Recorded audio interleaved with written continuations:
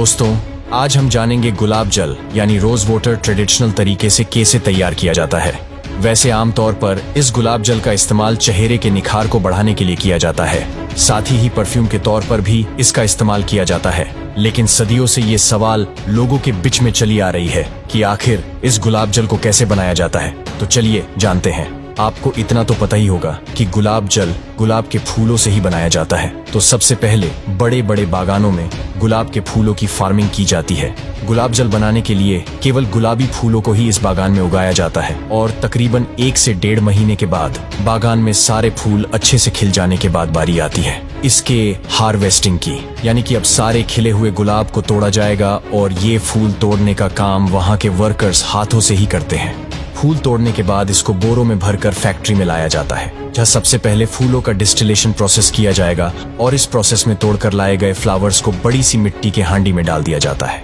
फिर इन हांडी में जरूरियात मुजब पानी को डाल देते हैं। इसके बाद गमले के बॉर्डर के चारों तरफ कच्ची मिट्टी का लैप लगाया जाता है, जिसके बाद गमले के ऊपर कंटेनर को रखकर अच्छी तरह से हथौड़े से पिटकर सील कर दिया जाता है ताकि उसके अंदर जरा सी भी हवा पास न हो सके। उसके बाद सारी मिट्टी की हांडी को गर्म भट्ठी के ऊपर रखा जाता है, जिसे हांडी के अंदर डाला गया पानी और गुलाब के फूल उबलकर छेद के जरिए भाप के रूप में आने लगता है और यही भाप आगे जाकर गुलाब जल बनेगा, जिसके लिए ये लोग खास तरह का प्रोसेस करते हैं। लेकिन दोस्तों, अभी की रियलिटी ये है कि लोगों की जगह अब कुछ ऑटोमेटिक मशीन ने ले ली है और इनको बेरोजगारी का सामना करना पड़ता है। तो दोस्तों, अभी तो गुलाब जल का भाप ही निकला है, उसको गुलाब जल में बदलने के लिए उसके साथ एक प्रोसेस किया जाएगा, जिसके लिए सबसे पहले इस बाम्बू पाइप के एक छुर को इस मिट्टी के सुराहे में फिट कर देते हैं और इसके दूसरे छुर को हांडी के ऊपर छेद में अच्छी तरह से असेंबल कर देते हैं और बेम्बू पाइप के दूसरे छुर में जो सुराही लगी होती है